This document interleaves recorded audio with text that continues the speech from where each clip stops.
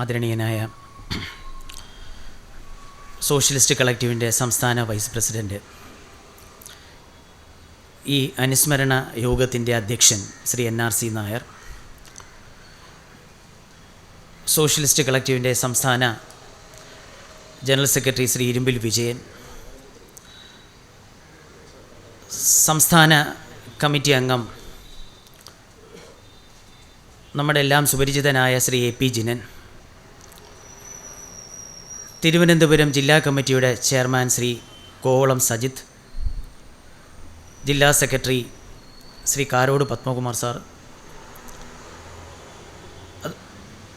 നമ്മുടെ സോഷ്യലിസ്റ്റ് കളക്റ്റീവിൻ്റെ ഭാരവാഹികളായിട്ടുള്ള ശ്രീ സന്തോഷ്, നെയ്യാറ്റിങ്കര ജില്ലാ രൂപീകരണ സമിതിയുടെ പ്രസിഡൻറ്റ് ശ്രീ ബാലകൃഷ്ണപിള്ള സാറ്, ഉന്നതാധികാരി സമിതി അംഗങ്ങളായിട്ടുള്ള ശ്രീ മുല്ലരിക്കോണം അനിൽ, ചന്ദ്രശേഖരൻ സാറ്, ഭുവനേന്ദ്രൻ നായർ, മഹേന്ദ്രൻ, സുഹൃത്തുക്കളെ, സഹപ്രവർത്തകർ, ശ്രീ ഇലിപ്പോട്ട് വിജയൻ, അദ്ദേഹം സോഷ്യലിസ്റ്റ് കളക്റ്റീവിൻ്റെയും അതുപോലെ തന്നെ നെയ്യാറ്റിങ്കര ജില്ലാ രൂപീകരണ സമിതിയുടെയും സജീവ സാന്നിധ്യമാണ്. പ്രിയപ്പെട്ട സുഹൃത്തുക്കളെ, സഹപ്രവർത്തകരെ, നമ്മുടെ നെയ്യാറ്റിങ്കര ജില്ലാ രൂപീകരണ മഹിളാ സമിതിയുടെ സെക്രട്ടറി ശ്രീ ലില്ലി ടീച്ചർ, പ്രിയപ്പെട്ട സുഹൃത്തുക്കളെ, സഹപ്രവർത്തകർ, സോഷ്യലിസ്റ്റ് കളക്റ്റീവ് അനുസ്മരണ സമ്മേളനത്തിനുള്ള ആളുകളെ തിരഞ്ഞെടുക്കുന്നതിൽ ചില നിഷ്കർഷകൾ പുലർത്തി വരുന്നുണ്ട്. നമ്മൾ കഴിഞ്ഞ കാലഘട്ടത്തിൽ നമ്മൾ നടത്തിയിട്ടുള്ള ഒരു അനുസ്മരണ സമ്മേളനം ശ്രീ സാക്കിയ ജാഫ്രിയുടേതായിരുന്നു. കോൺഗ്രസ് MP ഇൻസാൻ ജാഫ്രിയുടെ ഭാര്യ ശ്രീ സാക്കിയ ജാഫ്രി അന്തരിച്ചിട്ട് ഇന്ത്യ എന്ന മതേതര രാഷ്ട്രത്തിൽ ഒരു അനുശോചന സമ്മേളനം സംഘടിപ്പിച്ചത് സോഷ്യലിസ്റ്റ് കളക്റ്റീവ് മാത്രമാണ്. അതിനോടൊപ്പം നമ്മൾ നടത്തിയിട്ടുള്ള 2 പരിപാടികളാണ് ശ്രീ RB ശ്രീകുമാർ അദ്ദേഹം ആയിരുന്നപ്പോൾ അദ്ദേഹത്തിനെ വിടുതൽ ചെയ്യണമെന്നാവശ്യപ്പെട്ടുകൊണ്ട് കേരളമൊട്ടാകെ പ്രതിഷേധം സംഘടിപ്പിച്ചതും സോഷ്യലിസ്റ്റ് കളക്റ്റീവാണ്. അതുപോലെ തന്നെ നമ്മുടെ കരിമണൽ ഖനനത്തിനെതിരെ ശ്രീ VM സുധീരൻ നടത്തിയിട്ടുള്ള പ്രതിഷേധ പരിപാടികൾ കഴിഞ്ഞ കാലഘട്ടത്തിൽ കേരളം മുഴുവൻ എത്തിച്ചതും സോഷ്യലിസ്റ്റ് കളക്റ്റീവാണ്. ആ ഗണത്തിൽപ്പെടുന്ന അതിനിടയ്ക്ക് നമ്മൾ VS അച്യുതാനന്ദൻ്റെ മരണത്തോടനുബന്ധിച്ച് നമ്മൾ തിരുവനന്തപുരത്തും എറണാകുളത്തും കോഴിക്കോടും 3 അനുശോചന സമ്മേളനങ്ങൾ നമ്മൾ സംഘടിപ്പിക്കുകയുണ്ടായി. അതിനുശേഷം ആ ഒരു ഗണത്തിൽ പെടുത്തുവാൻ കഴിയുന്ന ഒരു വ്യക്തിത്വം എന്നുള്ള നിലയ്ക്കാണ് ശ്രീ KP ഉണ്ണികൃഷ്ണൻ്റെ അനുശോചന സമ്മേളനവും നമ്മളിന്ന് സംഘടിപ്പിച്ചിട്ടുള്ളത്. കേരളത്തിലെ സോഷ്യലിസ്റ്റ് ആഭിമുഖ്യമുള്ള മുഴുവൻ ആളുകളെയും കോർത്തിണക്കിക്കൊണ്ട് നമ്മുടെ രാജ്യത്ത് ഇന്ന് നിലവിൽ നിൽക്കുന്ന കേന്ദ്ര ഭരണത്തിനെതിരെ ശക്തമായ ഒരു ജനകീയ മുന്നേറ്റം ഉണ്ടാക്കുക എന്നുള്ള ലക്ഷ്യത്തോടു കൂടിയാണ് സോഷ്യലിസ്റ്റ് കളക്റ്റീവ് പ്രവർത്തിച്ചു കൊണ്ടുവരുന്നത്. ആ ലക്ഷ്യത്തെ മുൻനിർത്തിയാണ് നമ്മുടെ ഒരു വിഭാഗം പ്രവർത്തകർ ഇന്ത്യൻ നാഷണൽ കോൺഗ്രസിൻ്റെ ഭാഗമായി തീർന്നിട്ടുള്ളത്. ശ്രീ KP ഉണ്ണികൃഷ്ണൻ സോഷ്യലിസ്റ്റ് പ്രസ്ഥാനവുമായിട്ട് അഭേദ്യമായിട്ട് അദ്ദേഹത്തിൻ്റെ ഒരു ബന്ധമുണ്ടായിരുന്നു. അദ്ദേഹത്തിൻ്റെ രാഷ്ട്രീയ പ്രവർത്തനം ആരംഭിച്ചത് സോഷ്യലിസ്റ്റ് പാർട്ടിയിൽ അംഗമായിട്ടാണ്. അദ്ദേഹം സോഷ്യലിസ്റ്റ് പാർട്ടി വിട്ട് ഇന്ത്യൻ നാഷണൽ കോൺഗ്രസിൻ്റെ ഭാഗമാകുവാൻ ഒരു കാരണമുണ്ടായിരുന്നു. ആദ്യത്തെ പൊതു തെരഞ്ഞെടുപ്പ് കഴിഞ്ഞതിന് ശേഷം, ആദ്യത്തെ പൊതു തെരഞ്ഞെടുപ്പിന് മുമ്പ് കോൺഗ്രസിനുള്ളിൽ പ്രവർത്തിച്ചിരുന്ന കോൺഗ്രസ് സോഷ്യലിസ്റ്റ് പാർട്ടി കോൺഗ്രസുമായുള്ള ബന്ധം വിച്ഛേദിച്ച് കോൺഗ്രസ്സിന് പുറത്തു വന്ന് ഒറ്റയ്ക്ക് ഒരു രാഷ്ട്രീയ പ്രസ്ഥാനമായി നിലകൊള്ളുവാനും ആദ്യത്തെ പൊതു തെരഞ്ഞെടുപ്പിൽ ഒറ്റയ്ക്ക് മത്സരിക്കുവാനും തീരുമാനിച്ചിരുന്നു. അപ്പോൾ ആ തീരുമാനത്തിൻ്റെ അടിസ്ഥാനത്തിൽ ആദ്യത്തെ പൊതു തെരഞ്ഞെടുപ്പിൽ സോഷ്യലിസ്റ്റ് പാർട്ടി മത്സരിച്ചെങ്കിലും ഉദ്ദേശിച്ച തരത്തിലുള്ള ഒരു മുന്നേറ്റം ഉണ്ടാക്കുവാൻ ആ തെരഞ്ഞെടുപ്പിൽ കഴിഞ്ഞില്ല. വൻപിച്ച ഭൂരിപക്ഷത്തിൽ ഇന്ത്യൻ നാഷണൽ കോൺഗ്രസ് അധികാരത്തിൽ വന്നു. ഇന്ത്യൻ നാഷണൽ കോൺഗ്രസ് അധികാരത്തിൽ വന്നു. പണ്ഡിറ്റ്ജി അന്ന് പ്രധാനമന്ത്രി ആയതിനു ശേഷം അദ്ദേഹവുമായിട്ടുള്ള ബന്ധം അന്നത്തെ സോഷ്യലിസ്റ്റ് പാർട്ടിയുടെ നേതാക്കൾ ആരും വിച്ഛേദിച്ചിരുന്നില്ല. അദ്ദേഹവുമായിട്ട് സുദൃഢമായ ബന്ധം പുലർത്തിക്കൊണ്ടിരുന്നു. പണ്ഡിറ്റ്ജിക്ക് നിങ്ങൾ കോൺഗ്രസ്സിന് പുറത്തല്ല, കോൺഗ്രസ്സിനുള്ളിൽ വന്ന് നിങ്ങൾ ഉയർത്തിപ്പിടിക്കുന്ന സോഷ്യലിസ്റ്റ് മുദ്രാവാക്യം നമ്മുടെ ഭരണത്തിലും നമ്മുടെ രാജ്യത്തിൻ്റെ മുന്നോട്ടുള്ള പ്രയാണത്തിലും അടിസ്ഥാന ശിലയാക്കി മാറ്റുവാൻ നിങ്ങൾ ഇന്ത്യൻ നാഷണൽ കോൺഗ്രസിൻ്റെ ഭാഗമാകണമെന്ന് അഭിപ്രായക്കാരനായിരുന്നു. ആ അഭിപ്രായത്തിൻ്റെ അടിസ്ഥാനത്തിൽ അദ്ദേഹം പരസ്യമായി സോഷ്യലിസ്റ്റ് പാർട്ടിയുടെ നേതാക്കന്മാരെയും തിരിച്ച് കോൺഗ്രസ്സിൽ ചേരണമെന്ന് അഭ്യർത്ഥിക്കുകയുണ്ടായി. അപ്പോൾ ആ അഭ്യർത്ഥന വന്നപ്പോൾ അന്നത്തെ സോഷ്യലിസ്റ്റ് പാർട്ടിക്ക് നേതൃത്വം കൊടുക്കുന്ന ശ്രീ ലോക് നായക് ജയപ്രകാശ് നാരായണനും അതുപോലെ തന്നെ റാം മനോഹർ ലോഹിയും ഒക്കെ പറഞ്ഞു, ഞങ്ങളൊരു 14 പരിപാടി ഞങ്ങൾ കോൺഗ്രസിൻ്റെ മുമ്പിൽ വയ്ക്കുന്നു. ഈ 14 പരിപാടി കോൺഗ്രസ് അംഗീകരിക്കുകയാണെങ്കിൽ ഞങ്ങൾ കോൺഗ്രസ്സിലേക്ക് വരാം. അപ്പോൾ അത് സ്വാഭാവികമായിട്ടും പണ്ഡിറ്റ്ജി പറഞ്ഞു, അത് കോൺഗ്രസ് പാർട്ടി എടുക്കേണ്ട ഒരു തീരുമാനമാണ്. കോൺഗ്രസ് പാർട്ടി എടുക്കുന്ന ഒരു തീരുമാനത്തിൻ്റെ അടിസ്ഥാനത്തിൽ മാത്രമേ അതിനെക്കുറിച്ച് എനിക്ക് എന്തെങ്കിലും പറയുവാൻ സാധിക്കുകയുള്ളൂ എന്ന് പറഞ്ഞു. ഏതായാലും അത് ഒരിടത്തും എത്തിയില്ല. പക്ഷെ അത് അന്ന് സോഷ്യലിസ്റ്റ് പാർട്ടിയിൽ അംഗമായിരുന്ന ശ്രീ KP ഉണ്ണികൃഷ്ണനെ സംബന്ധിച്ചിടത്തോളം അതൊരു ശരിയായ നടപടിയാണ് എന്നുള്ളൊരു അഭിപ്രായം അദ്ദേഹത്തിനില്ലായിരുന്നു. കോൺഗ്രസ് 1955 ആയപ്പോൾ ആവടി കോൺഗ്രസ്സിൽ സോഷ്യലിസം അവരുടെ പ്രവർത്തന പരിപാടിയായിട്ട് അവർ സ്വീകരിച്ചു. അപ്പോൾ നാടിൻ്റെ പുരോഗതിക്കു വേണ്ടി, നമ്മുടെ നാട്ടിൻ്റെ ഭരണം ഒരു സോഷ്യലിസ്റ്റ് മാതൃക പിന്തുടരുന്നതിനു വേണ്ടി അഭികാമ്യമായിട്ടുള്ളത് സോഷ്യലിസ്റ്റ് പാർട്ടി കോൺഗ്രസ്സിൽ ചേരുക എന്നുള്ള ഒരു അഭിപ്രായത്തിൻ്റെ അടിസ്ഥാനത്തിൽ അദ്ദേഹം സോഷ്യലിസ്റ്റ് പാർട്ടിയുടെ അംഗത്വം രാജിവെച്ച് അദ്ദേഹം ഇന്ത്യൻ നാഷണൽ കോൺഗ്രസിൻ്റെ ഭാഗമായി തീരുകയാണ് ഉണ്ടായത്. അതിനുശേഷം ഞാൻ മറ്റൊന്നും പറയുവാനായിട്ട് ഞാൻ ആഗ്രഹിക്കുന്നില്ല. ഞാൻ 1-2 കാര്യങ്ങൾ പറഞ്ഞുകൊണ്ട് ഞാൻ എൻ്റെ വാക്കുകൾ അവസാനിപ്പിക്കുകയാണ്. അങ്ങനെയാണ് അദ്ദേഹം കോൺഗ്രസിൻ്റെ ഭാഗമാകും. കോൺഗ്രസ്സിൽ അന്ന് അദ്ദേഹത്തിന് ശ്രീമതി ഇന്ദിരാഗാന്ധിയുടെ കാലഘട്ടത്തിൽ അന്നത്തെ KPCC തീരുമാനിച്ച ശ്രീ ലീലാ ദാമോദര മേനോനെ മാറ്റി അദ്ദേഹത്തിനെ സ്ഥാനാർത്ഥിയാക്കിയതും വടകരയിൽ നിന്നും അദ്ദേഹം ജയിച്ചു. അതെനിക്കൊന്നും കോഴിക്കോടാണ് നടത്തുന്നത്. പിന്നെയാണ് അദ്ദേഹം വടകരയിലോട്ട് മാറിയെന്നാണ് എൻ്റെ വിശ്വാസം. അദ്ദേഹം പിന്നെ വടകരയുടെ സ്ഥിരം MP ആയിട്ട് മാറിയതുമൊക്കെ ചരിത്രമാണ്. പക്ഷേ കേരളത്തിൻ്റെ ചരിത്രത്തിൽ, ഇന്ത്യയുടെ ചരിത്രത്തിൽ അദ്ദേഹം വേറിട്ട് നിൽക്കുന്നത് 1991 അദ്ദേഹത്തിൻ്റെ പാർലമെൻറ്റ് വിജയത്തിൻ്റെ അടിസ്ഥാനത്തിലാണ്. 1989 തെരഞ്ഞെടുപ്പ് നടന്നു. മൃഗീയ ഭൂരിപക്ഷം നേടിയിട്ടുള്ള രാജീവ് ഗാന്ധിക്ക് തിരിച്ചധികാരത്തിൽ വരാൻ കഴിഞ്ഞില്ല. അന്ന് ജനതാദളും BJPയും കൂടിയിട്ടുള്ള സഖ്യം അന്ന് കേന്ദ്രത്തിൽ അധികാരത്തിൽ വന്നു. ആദ്യത്തെ കാലഘട്ടത്തിൽ ശ്രീ VP സിംഗ് പ്രധാനമന്ത്രിയായി. അതിനുശേഷം ശ്രീ ചന്ദ്രശേഖർ പ്രധാനമന്ത്രിയായി കോൺഗ്രസിൻ്റെ സഹായത്തോടുകൂടി 91 വീണ്ടും തെരഞ്ഞെടുപ്പ് വന്നു. 91 പാർലമെൻറ്റ് തെരഞ്ഞെടുപ്പും കേരളത്തിലെ സംസ്ഥാന തെരഞ്ഞെടുപ്പും കൂടി ഒരുമിച്ചാണ് നടന്നത്. 5 വർഷം ഉണ്ടായിരുന്ന ഇടതുപക്ഷ ജനാധിപത്യ മുന്നണി 1 വർഷം നേരത്തെ തെരഞ്ഞെടുപ്പ് നടത്തുവാൻ തീരുമാനിച്ചു. അങ്ങനെ പാർലമെൻറ്റ് തെരഞ്ഞെടുപ്പും സംസ്ഥാന തെരഞ്ഞെടുപ്പും കൂടി ഒരുമിച്ച് വരുന്നു. അന്നത്തെ ഇന്ത്യൻ കോൺഗ്രസ് സോഷ്യലിസ്റ്റ് എന്ന് പറയുന്ന പാർട്ടിയുടെ സ്ഥാനാർത്ഥിയായി ഇടതുപക്ഷ മുന്നണിയുടെ സ്ഥാനാർത്ഥിയായിട്ടാണ് ശ്രീ KP ഉണ്ണികൃഷ്ണൻ വടകരയിൽ സ്ഥാനാർത്ഥിയാകുന്നത്. അന്ന് നമ്മുടെ തെരഞ്ഞെടുപ്പ് രംഗത്ത് അവിശുദ്ധമായ ഒരു കൂട്ടുകെട്ടുണ്ടായിരുന്നു.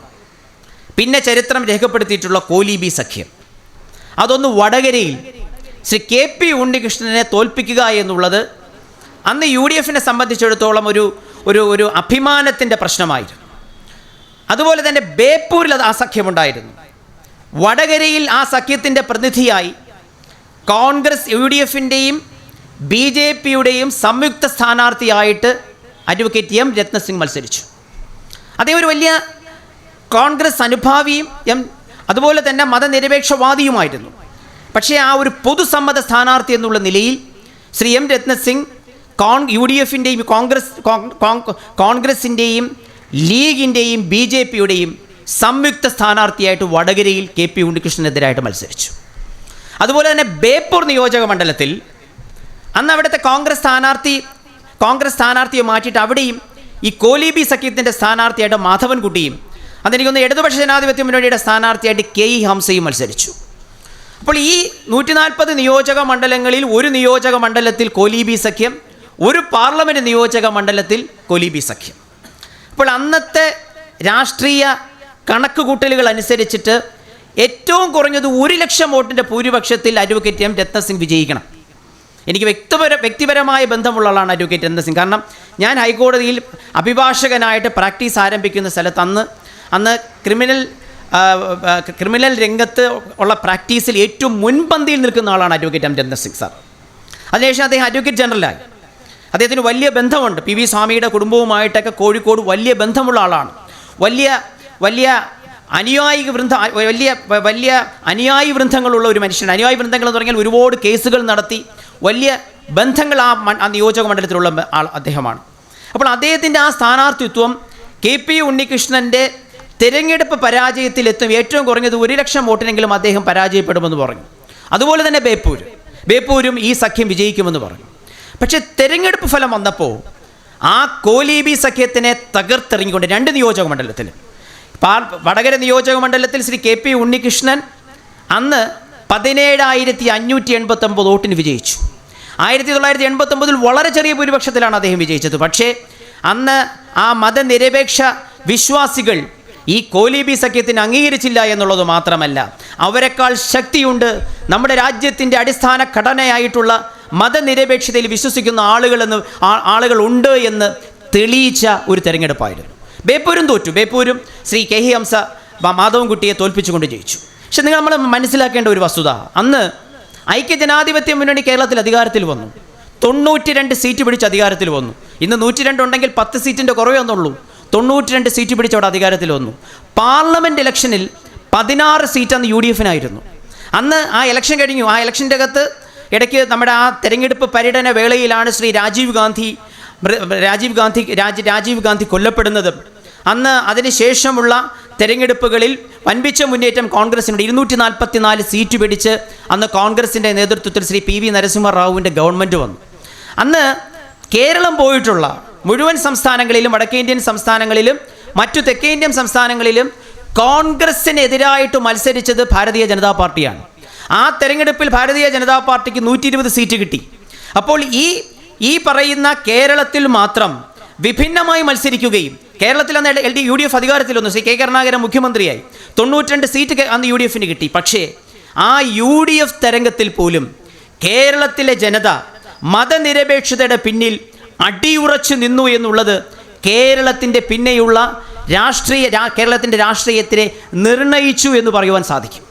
ഒരു പക്ഷേ അവിടെ മറ്റൊരാളാണെങ്കിൽ ജയിക്കുവാൻ കഴിയുമോ എന്നുള്ള കാര്യത്തിൽ സംശയമുണ്ട്. ശ്രീ KP ഉണ്ണികൃഷ്ണൻ്റെ വ്യക്തിപ്രഭാവവും അദ്ദേഹത്തിൻ്റെ സോഷ്യലിസ്റ്റ് അടിത്തറയുമാണ്.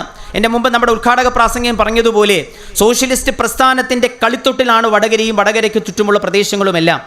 ആദ്യത്തെ കേരളത്തിൻ്റെ അകത്തുള്ള നമ്മുടെ തൊഴിലാളികളുടെ ഒരു റിവോൾട്ട് നടക്കുന്നത് കാടംപുള്ളി എന്ന് പറയുന്ന ആ വടകര നിയോജക മണ്ഡലത്തിലാണ്. അങ്ങനെ സോഷ്യലിസ്റ്റ് പ്രസ്ഥാനത്തിന് വളരെ വേരോട്ടമുള്ള ആ പ്രദേശത്ത് അദ്ദേഹം ഒരു സോഷ്യലിസ്റ്റുകാരനാണ് എന്നുള്ളതും ഒരു സോഷ്യലിസ്റ്റ് പ്രസ്ഥാനത്തിൽ കൂടി രാഷ്ട്രീയ രംഗത്തേക്ക് കടന്നു വന്നു എന്നുള്ളതും അദ്ദേഹത്തിൻ്റെ കോൺഗ്രസ് ഉയർത്തിപ്പിടിക്കുന്ന മൂല്യങ്ങളായിട്ടുള്ള ജനാധിപത്യവും മതനിരപേക്ഷതയും സോഷ്യലിസവും അത് മറ്റ് UDFിൻ്റെ സ്ഥാനാർത്ഥിയായിട്ട് മത്സരിച്ച ആളിനേക്കാൾ ആ ജനങ്ങൾക്ക് അദ്ദേഹത്തിനോടുള്ള കോൺഗ്രസ് പ്രവർത്തകർക്ക് അദ്ദേഹത്തിനുള്ള വിശ്വാസം കൊണ്ടാണ് കേരളത്തിൻ്റെ മൊത്തം തെരഞ്ഞെടുപ്പ് ഫലത്തിൽ നിന്നും വിഭിന്നമായി അവിടെ അദ്ദേഹത്തിന് വിജയിക്കുവാനായിട്ട് സാധിച്ചത്.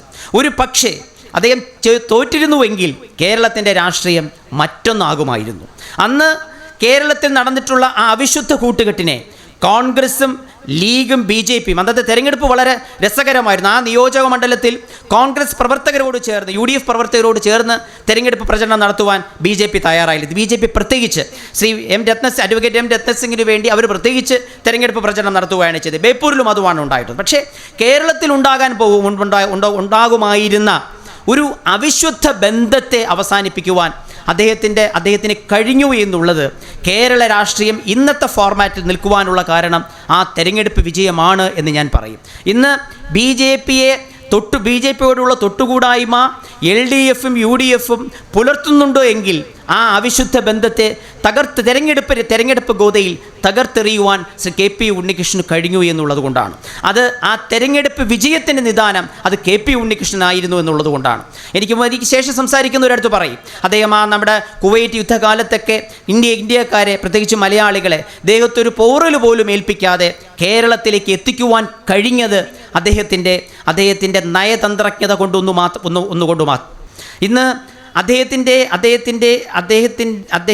അനുസ്മരണം ഇന്ന് നമ്മുടെ രാജ്യത്ത് ഇന്ന് ഉയർന്നുകൊണ്ടുവരുന്ന BJPക്കും സംഘപരിവാറിനും എതിരായിട്ട് ഉയർന്നുകൊണ്ടുവരുന്ന പ്രതിഷേധങ്ങൾക്ക് പ്രചോദനം നൽകുന്നതാണ് അദ്ദേഹത്തിനെ കുറിച്ചിട്ടുള്ളൊരു അനുസ്മരണം.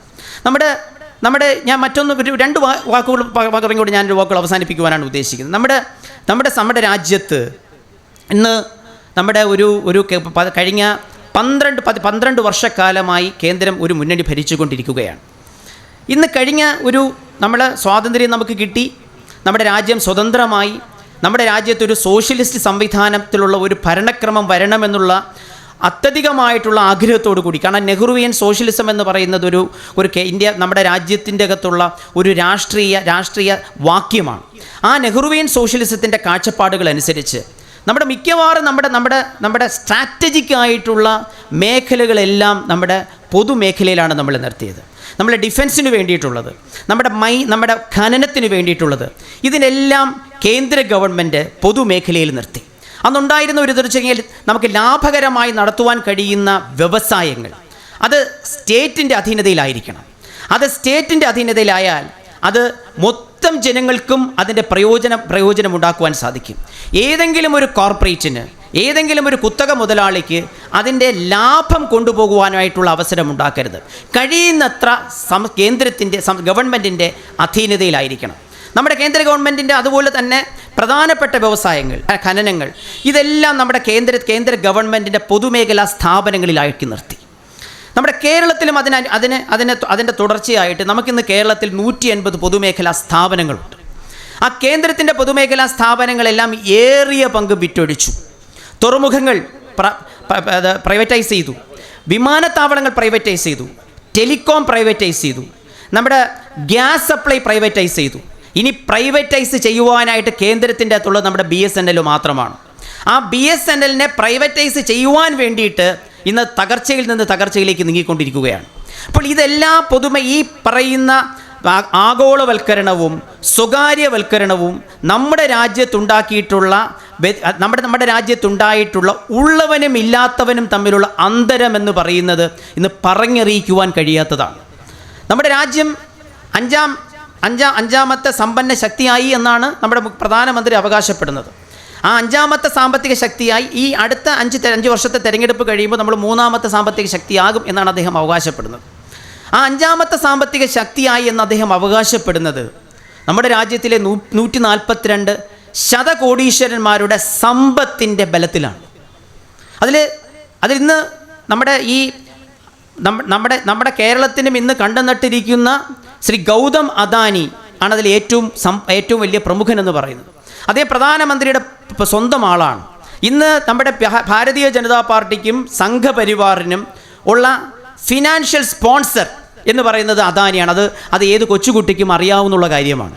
അപ്പോൾ അദ്ദേഹത്തെക്കുറിച്ച് പറയുന്നൊരു കാര്യമുണ്ട്. അദ്ദേഹം 2014 പ്രധാനമന്ത്രിയാകുവാനായിട്ട് ഇന്ദ്രപ്രസ്ഥയ്ക്ക് പോയത് ശ്രീ ഗൗതം അദാനിയുടെ സ്വകാര്യ വിമാനത്തിലാണ്. ആ വിമാനത്തിൽ അദ്ദേഹം പോകുമ്പോൾ ശ്രീ ഗൗതം അദാനിയുടെ ആസ്തി എന്ന് പറയുന്നത് 50,000 കോടി രൂപയാണ്. 2021 ആയപ്പോൾ കഴിഞ്ഞ തെരഞ്ഞെടുപ്പിൽ 2024 തെരഞ്ഞെടുപ്പായപ്പോൾ ശ്രീ ഗൗതം അദാനിയുടെ ആസ്തി എന്ന് പറയുന്നത് 11.5 ലക്ഷം കോടി രൂപയായിട്ട് മാറി. 23% വർധനവ് അദ്ദേഹത്തിൻ്റെ ആസ്തിയിലുണ്ടായി. അദ്ദേഹത്തിന് വളരെ രസകരമായിട്ട് പറയുന്നൊരു കാര്യമുണ്ട്. അദ്ദേഹത്തിന് ആദ്യം നമ്മുടെ പ്രധാനമന്ത്രി ആസ്ട്രേലിയയിൽ സന്ദർശിക്കാൻ പോയി. അപ്പോൾ ആസ്ട്രേലിയ സന്ദർശിക്കാൻ പോയപ്പോൾ അദ്ദേഹത്തിൻ്റെ കൂടെയുള്ള എൻവോയ് എന്ന് പറയുന്നതിൻ്റെ കൂടെ SBIയുടെ സ്റ്റേറ്റ് ബാങ്ക് ഓഫ് ഇന്ത്യയുടെ ചെയർമാൻ ഉണ്ടായിരുന്നു, ശ്രീ ഗൗതം അദാനി ഉണ്ടായിരുന്നു. അപ്പോൾ അദ്ദേഹം അവിടെ പോകുമ്പോൾ ക്യൂൻസ്ലാൻഡ് എന്ന് പറഞ്ഞൊരു സ്ഥലത്ത് അദ്ദേഹം പോയി. അവിടെ ഒരു കാർണിബൽ എന്ന് പറയുന്ന ഒരു ഉരുക്ക് ഖനിയുണ്ട്. ആ ഖനി കണ്ടപ്പോൾ, ആ ഖനിയെല്ലാം ചുറ്റി സഞ്ചരിച്ചപ്പോൾ ഗൗതം അദാനിക്ക് ഒരു ആഗ്രഹം, ആ ഖനി ഒന്ന് വാങ്ങണം. ഖനി വാങ്ങാനായിട്ട് വില ചോദിച്ചപ്പോൾ $10 ലക്ഷം ബില്യൺ അതിൻ്റെ വില. അത് നമ്മുടെ എത്ര ആയിരം കോടി രൂപ അത് വരുമെന്നെനിക്ക് പറയാൻ കഴിയില്ല. അപ്പോൾ അദ്ദേഹത്തിന് വലിയ താല്പര്യം. നമ്മൾ ഈ ചില കൊച്ചു പിള്ളേരെയൊക്കെ നമ്മൾ കടയിൽ കൊണ്ടുപോകുമ്പോൾ അച്ഛാ എനിക്കൊരു ബലൂൺ വാങ്ങിച്ച് തരാമെന്ന് പറഞ്ഞു ചിലപ്പോൾ നമ്മൾ മേടിച്ചു കൊടുക്കും. അപ്പോൾ ഇത് കണ്ട് ഇഷ്ടപ്പെട്ട് അദ്ദേഹം മോഡിയുടെ മുഖത്തേക്ക് നോക്കി. മോഡി നേരെ SBI ചെയർമാൻ്റെ മുഖത്ത് നോക്കി. SBI ചെയർമാൻ ആ നിമിഷം ഒരു ആപ്ലിക്കേഷൻ ഇല്ല, ഒരു വെരിഫിക്കേഷൻ ഇല്ല, $10 ലക്ഷം ബില്യൺ ലോൺ അനുവദിച്ച് ആ പൈസയ്ക്ക് അദ്ദേഹത്തിന് ആ ഖനി മേടിച്ചു കൊടുത്തു. അപ്പോൾ ഇങ്ങനെ നമ്മുടെ തുറമുഖങ്ങൾക്ക് വേണ്ടിയിട്ട് നമ്മുടെ വിമാനത്താവളങ്ങൾ സ്വകാര്യ ഏജൻസികളെ ഏൽപ്പിക്കുന്നതിന് വേണ്ടി സ്വകാര്യവൽക്കരണത്തിൻ്റെ ഭാഗമായിട്ട് കേന്ദ്ര ഗവൺമെൻറ് ടെൻഡർ വിളിച്ചു. അപ്പോൾ കേന്ദ്ര ഗവൺമെൻറ് ടെൻഡർ വിളിച്ചപ്പോൾ പറഞ്ഞു ഈ വിമാനത്താവളങ്ങൾ നടത്തി പരിചയമുള്ള ആളുകൾ വേണം ഈ ടെൻഡറിൽ പങ്കെടുക്കാനായിട്ട്.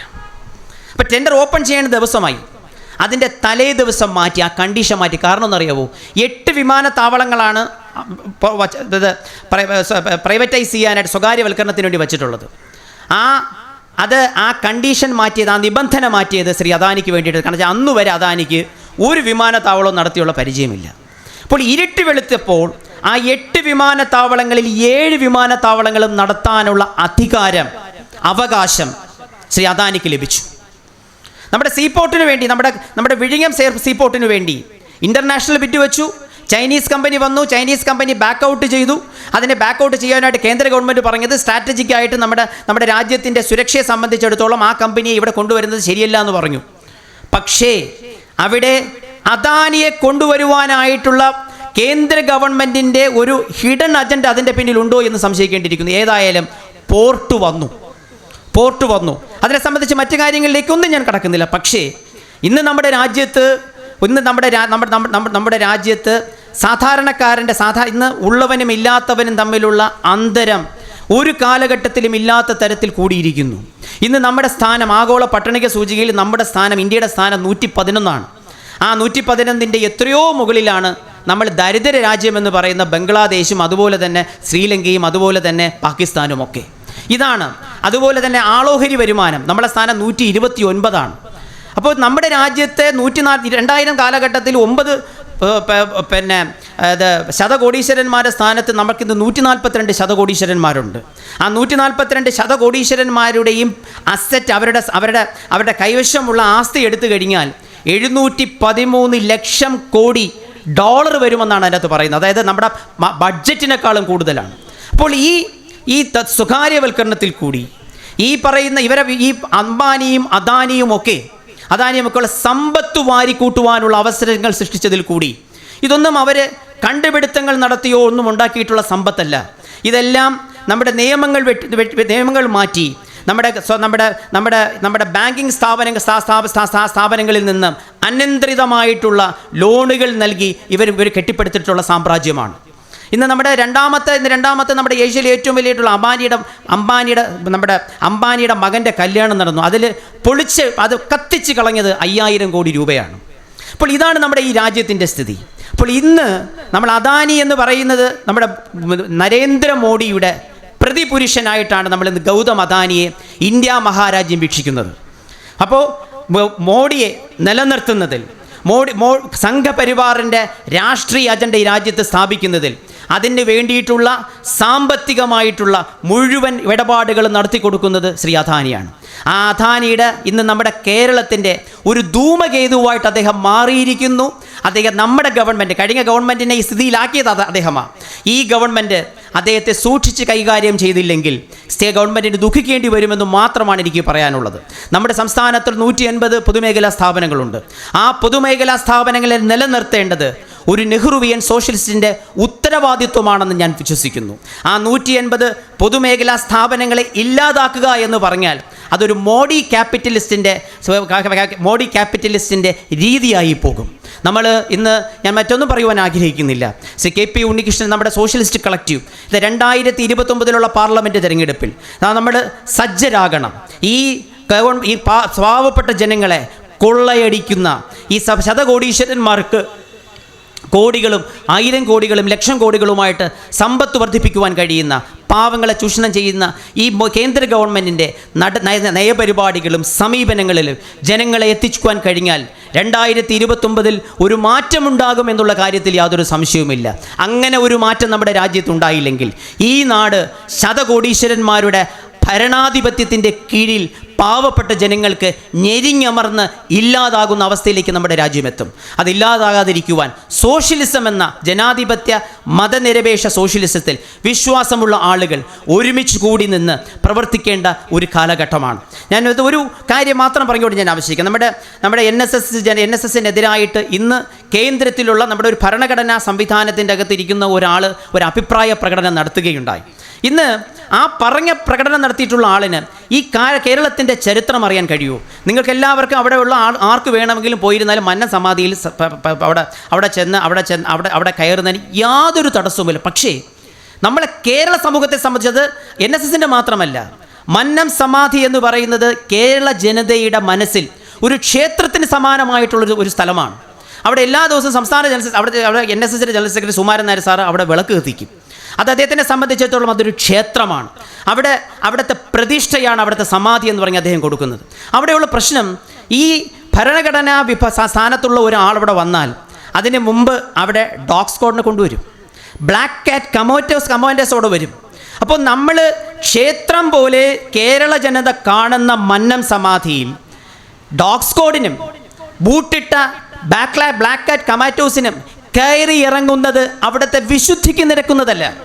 അതുകൊണ്ട് അദ്ദേഹം പറഞ്ഞത് ഇത്രയേ ഉള്ളൂ. അദ്ദേഹം പറഞ്ഞതുള്ളൂ. ഇത് മുമ്പേ ഉള്ള കാര്യമാണ്. അദ്ദേഹത്തിന് സ്വകാര്യമായിട്ട് അവിടെ ചെന്ന് തൊഴുന്നതിനൊന്നും ആരും തടസ്സമില്ല. പക്ഷേ ഈ ഡോഗ് സ്ക്വാഡിനെയും ബ്ലാക്ക് കാറ്റ് കമാൻഡോസിനെ കൊണ്ട് കയറാൻ പറ്റത്തില്ല. അതിനെതിരായിട്ടാണ് അദ്ദേഹത്തിനെതിരായിട്ട് ഇന്ന് നമ്മുടെ സംഘപരിവാറിൻ്റെ നോമിനിയായിട്ട് വന്നിട്ടുള്ള പേരൊന്നും ഞാൻ പറയുവാൻ ആഗ്രഹിക്കുന്നില്ല, ഭരണഘടനാ സ്ഥാനത്തുള്ള ഒരാൾ ഇന്ന് കൊലവിളി നടത്തിയിരിക്കുന്നത്.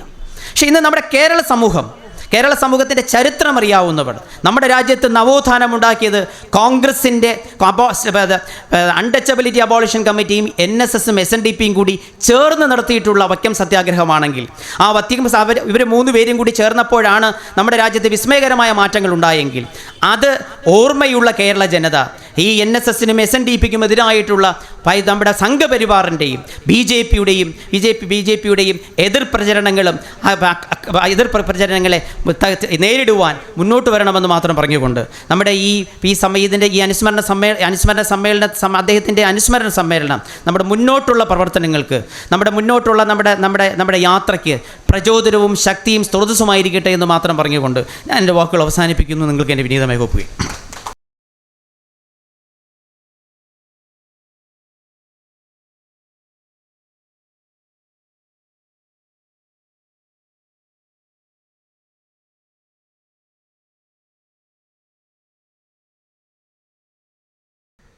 തുടർന്ന് അനുശോചന പ്രമേയം അവതരിപ്പിക്കുന്നതിലേക്കായി അനുശോചനം രേഖപ്പെടുത്തുന്നതിലേക്കായി സോഷ്യലിസ്റ്റ് കളക്റ്റീവിൻ്റെ സംസ്ഥാന ജനറൽ സെക്രട്ടറി അഡ്വക്കേറ്റ് ഇരുമ്പിൽ വിജയനെ സസ്നേഹം ക്ഷണിച്ചുകൊള്ളുന്നു.